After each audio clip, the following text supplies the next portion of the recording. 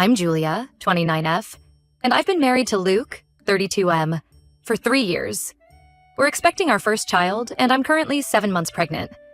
I want to share my story and get some outside perspectives. I grew up in a small town called Millbrook with my mom, Sandra, and younger brother Jake.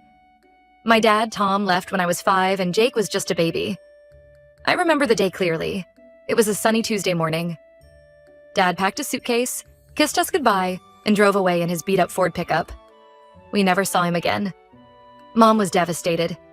She had dropped out of high school when she got pregnant with me and had been taking night classes to get her GED and start nursing school.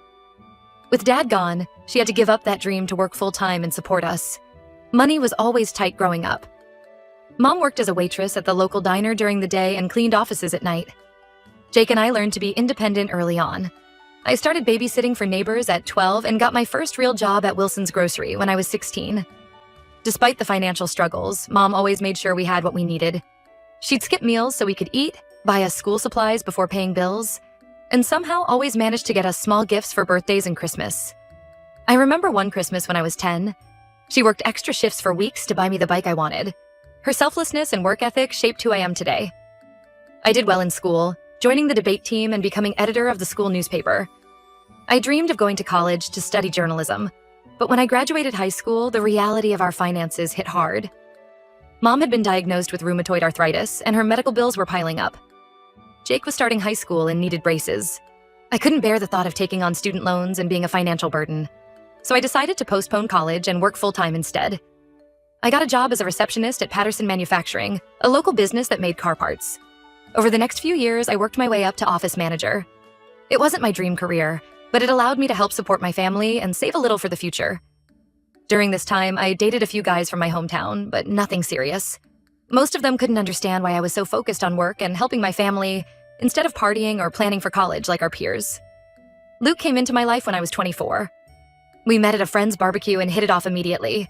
He had just moved to Millbrook to open a branch office for his marketing firm. Luke was charming, successful, and came from a good family. It felt like a fairy tale after years of struggling. Luke grew up as an only child in Oak Ridge, an affluent suburb about an hour from Millbrook. His dad was a corporate lawyer, and his mom, Diane, was a high school English teacher. They gave Luke everything: private school, summer camps, European vacations. Luke's dad passed away from a heart attack when Luke was in his second year of college. After that, Diane never remarried and focused all her attention on Luke. When we first started dating, everything was perfect. Luke was attentive and romantic. He'd surprise me with flowers, take me on weekend trips to the city, and made me feel cherished.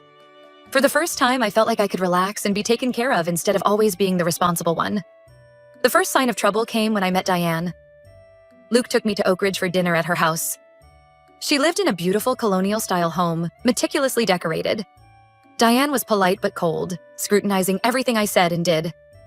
I chalked it up to nerves and tried harder to impress her. I brought a homemade apple pie, my grandmother's recipe, offered to help clean up, asked about her book club, but nothing seemed to thaw her icy demeanor. As we left that night, I overheard Diane telling Luke he could do better, and that I wasn't their kind of people. Luke brushed it off, saying his mom was just protective and would warm up eventually. I wanted to believe him, so I ignored the red flags. Over the next year, Luke and I grew closer. He was supportive of my family commitments, even offering to help Jake with college applications.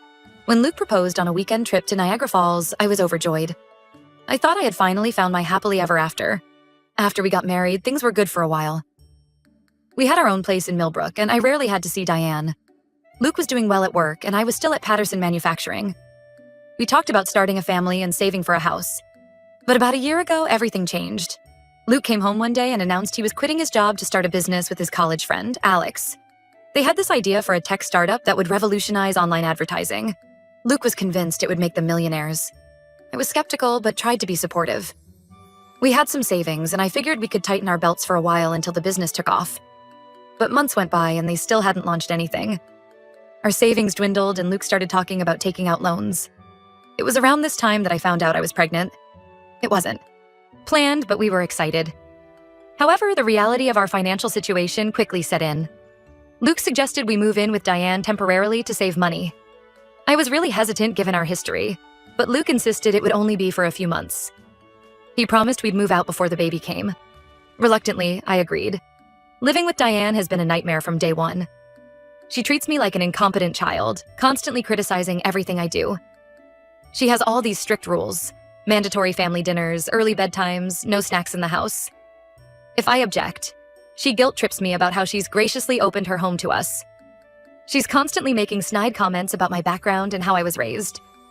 She'll say things like, "Oh, I guess you didn't learn proper table manners in your family," or, "It's so nice that Luke is giving you a chance at a better life." One day, she found an old photo album I had brought with me. She flipped through it, making disparaging comments about our small house and secondhand clothes. When she saw a picture of Mom in her waitress uniform, she said, "Well, I suppose someone has to do those jobs." I was furious, but Luke told me I was overreacting. Luke never stands up for me. He always takes his mom's side or says I'm being too sensitive. They gang up on me constantly. I feel so isolated and alone.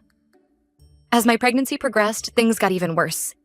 Diane started monitoring everything I ate, insisting certain foods were bad for the baby. She threw out my prenatal vitamins and replaced them with some herbal concoction she swears by. When I told her my doctor hadn't approved it, she scoffed and said, "Doctors don't know everything."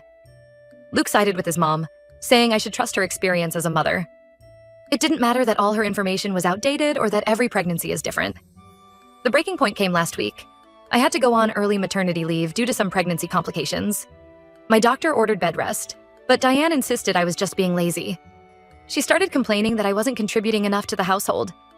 She said if I couldn't do chores or pay rent, I needed to leave. I was shocked that she'd kick out her pregnant daughter-in-law. Even worse, Luke agreed with her.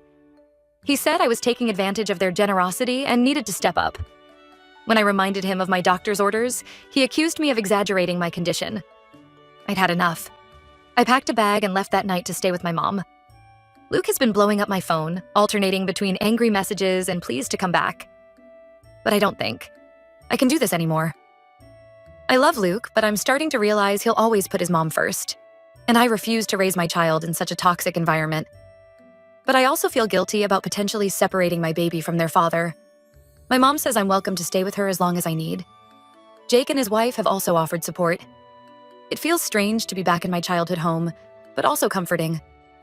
So Reddit, AATA for leaving my husband while heavily pregnant? Should I try to work things out, or am I right to walk away? I could really use some outside perspectives as I figure out my next steps. Update 1. Thank you all for the supportive comments on my original post. I really appreciate the advice and kind words. I wanted to give an update on what's happened in the last couple weeks. After taking some time to clear my head at my mom's place, I decided to meet up with Luke to talk things through. We agreed to meet at a small cafe in town, neutral ground that felt safer than being alone together or at Diane's house. The cafe held a lot of memories for us. It's where we had our first date in Millbrook, where Luke told me he loved me for the first time, and where we often met for lunch when things were good. Sitting there now, it felt like a lifetime ago. The conversation didn't go well. Luke started off apologetic, saying he realized he'd messed up and wanted to make things right. He even offered to move out of his mom's and get our own place again. For a moment, I felt a glimmer of hope. But as we kept talking, it became clear nothing had really changed. He still defended his mom's behavior, saying she was just trying to help in her own way. He accused me of being ungrateful and said I needed to apologize to Diane if I wanted to come back. I told Luke that I deserved to be treated with respect, especially while pregnant with his child. I reminded him of specific incidents, like when Diane threw out my vitamins or when she made disparaging comments about my family. I asked him why he never stood up for me. His response floored me. He said that since he was the one working on his business while I was on leave, I should just suck it up and do what his mom wants. He even suggested that my pregnancy hormones were making me overreact. When I pointed out that his business wasn't making any money yet, he got defensive and said I never supported his dreams. That's when I realized the situation was beyond saving.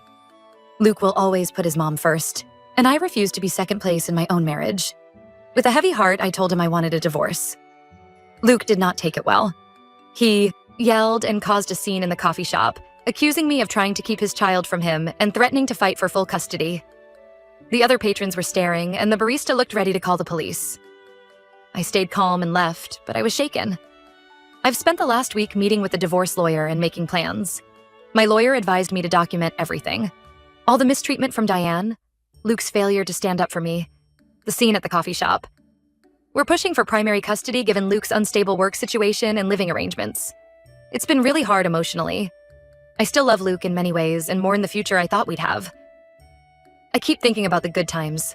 Our first dance at our wedding, the night we found out I was pregnant, all the plans we made for our future. But I know this is the right choice for me and my baby. I deserve a partner who puts our family first, not his mother. My own family has been incredibly supportive. My mom is helping me set up the nursery in her spare room. It's small but cozy. We've been painting the walls a soft yellow and setting up the crib that Jake and I used as babies. Mom's been accompanying me to all my doctor's appointments and making sure I'm taking care of myself. Jake and his wife Sarah have been amazing too. They live about an hour away but have been visiting every weekend. Sarah is pregnant too, about 3 months behind me. We've been bonding over pregnancy symptoms and baby prep. It's bittersweet. This isn't how I imagined sharing my first pregnancy with family, but I'm grateful for their support. I'm scared about being a single mom, but I know it's better than staying in a toxic marriage. I'm focusing on my health and the baby now. I have an appointment next week to check on the baby and make sure the stress hasn't affected anything. Financially, things are tight but manageable for now. I'm using my maternity leave from work, and my mom is helping out. Jake and Sarah have also offered to chip in if needed. I'm looking into programs for single mothers to help with childcare once I go back to work. Luke has been alternating between angry messages and tearful pleas to reconcile. One minute he's threatening legal action, the next he's begging me to come home. Diane has been spreading rumors among our friends, painting me as unstable and selfish. She's telling everyone I'm trying to keep Luke from his child, and that I'm ungrateful for everything they've done for me. It hurts, but I'm trying not to engage. My lawyer advised keeping all communication in writing. I've started reconnecting with old friends who I'd lost touch with during my marriage. My best friend from high school, Megan, reached out after hearing about the divorce. We hadn't spoken in years. Luke always said he didn't like her influence on me, but it was like no time had passed. She's been a great source of support and distraction. Looking back, I realize how isolated I'd become during my marriage. Luke always had a reason why we couldn't visit my family or why I shouldn't meet up with old friends. It feels good to have my own support system again. I'll post another update after the divorce proceedings get further along. Thank you again for all the support. It really helped give me the strength to stand up for myself and my child. Update 2. It's been about a month since my last update, and a lot has happened. The divorce is moving forward, but it hasn't been easy. Luke initially tried to contest the divorce, claiming I was abandoning our marriage without giving him a real chance to fix things. But my lawyer pointed out that I had tried for months to make it work, and Luke had consistently chosen his mother over me. We had records of text messages and emails showing Luke's dismissal of my concerns and Diane's mistreatment. We're now in the process of dividing assets. Since we were only married for 3 years and Luke's business isn't profitable yet, there isn't too much to split. We're selling our car and dividing the proceeds. I'm keeping my personal savings, which I had maintained separately throughout our marriage. Thank goodness for that decision. Luke is keeping most of the furniture since I'm living with my mom. The main point of contention is the custody arrangement. Luke is pushing for 50-50 custody, but I don't feel comfortable with that given his living situation with Diane. My lawyer and I are advocating for me to have primary custody, with Luke getting supervised visitation until he can demonstrate he has stable, independent living arrangements. Luke's lawyer argued that living with his mother shouldn't disqualify him from equal custody, but we presented evidence of Diane's controlling behavior and outdated ideas about childcare. We also pointed out Luke's unstable financial situation and the fact that he had agreed with kicking out his heavily pregnant wife. Diane has been making things difficult. She's been spreading rumors among our friends and Luke's family, painting me as an unstable, gold-digging woman who trapped Luke with a baby. She's telling everyone that I'm mentally unstable and unfit to be a mother. It's hurtful, but I'm trying not to engage. My lawyer advised me to keep all communication with Luke and Diane in writing and avoid responding to provocations. On a more positive note, my pregnancy is progressing well despite the stress. I'm due in about 6 weeks, and everything looks healthy with the baby. My last ultrasound showed a strong heartbeat and good growth. The doctor says the baby is in the right position for delivery, which is a relief. My mom has been amazing. She's coming with me to all my appointments and helping me prepare for the birth. We've been attending birthing classes together, which feels a bit awkward, but I'm glad for her support. She's been sharing stories about her pregnancies with me and Jake, which has helped me feel more connected to my family history. Jake and Sarah have been incredibly supportive too. They've been driving down every weekend to help set up the nursery and keep me company. We've painted the walls, assembled furniture, and sorted through all the baby clothes and supplies. Sarah and I have been sharing pregnancy experiences and planning playdates for our babies. It's not how I imagined my first pregnancy would go, but I'm grateful for their support. I've also started reconnecting with old friends who I'd lost touch with during my marriage. My best friend from high school, Megan, has been a rock. She's been coming over regularly, bringing comfort food, and providing much-needed distraction. We've been binge-watching our favorite shows from high school and catching up on years of missed gossip. Last weekend, Megan organized a small baby shower for me. It was just a few close friends and family, but it meant the world to me. Everyone brought a book instead of a card, so the baby will have a nice library to start with. It was emotional. I cried several times, but it felt good to be surrounded by people who genuinely care about me. Financially, things are tight but manageable. I'm using my maternity leave from work, and my mom is helping out. I'm also looking into programs for single mothers to help with childcare once I go back to work. Jake and Sarah have offered to help financially if needed, but I'm trying to avoid that if possible. I've also started looking into freelance writing opportunities I can do from home to supplement my income once the baby arrives. The hardest part has been dealing with the emotional fallout. Some days I still question if I made the right choice. But then I remember how miserable and disrespected I felt living with Luke and Diane, and I know I couldn't have stayed. It's been a roller coaster of emotions. One minute I'm excited about the baby. The next I'm mourning the loss of my marriage and the future I thought I'd have. I've started seeing a therapist to help process everything. It's been helpful to have an objective person to talk to about my fears and doubts. She's been working with me on setting boundaries and building my self-esteem. We're also discussing strategies for co-parenting with Luke and dealing with Diane's interference. I'm nervous about the birth and raising a child on my own, but I'm also excited to meet my baby and start our new life together. Whatever happens with Luke and the custody arrangement, I know I'll do everything I can to give my child a loving, stable home. Last week, I ran into Luke's cousin Amy at the grocery store. She's always been kind to me, and to my surprise, she gave me a hug and said she was proud of me for standing up for myself. It meant a lot to know that not everyone in Luke's family believes Diane's lies. Amy even offered to be a character witness if needed in the custody hearing. As my due date approaches, I'm trying to focus on the positives. I have a strong support system, a safe place to live, and a healthy baby on the way.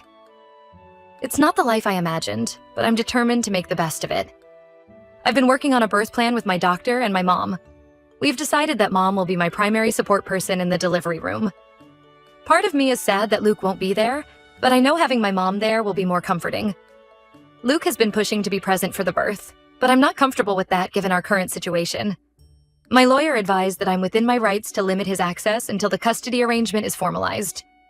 It's a tough decision, but I need to prioritize my health and the baby's well-being right now. I've also been thinking a lot about names for the baby. Before all this happened, Luke and I had talked about family names. Now I'm leaning towards naming the baby after my grandfather if it's a boy, or my grandmother if it's a girl. It feels right to honor the family that's supporting me through this difficult time. Yesterday, I felt the baby kick while I was reading a story aloud. It was a moment of pure joy in the midst of all this stress. It reminded me that no matter what happens with Luke and the divorce, I have this amazing little person to look forward to meeting. I'll update again after the baby is born and the custody arrangement is finalized. Thank you all again for the support and advice. It's been a difficult journey, but I feel stronger and more confident in my decisions. I'm scared about the future, but I'm also hopeful. One day at a time, right?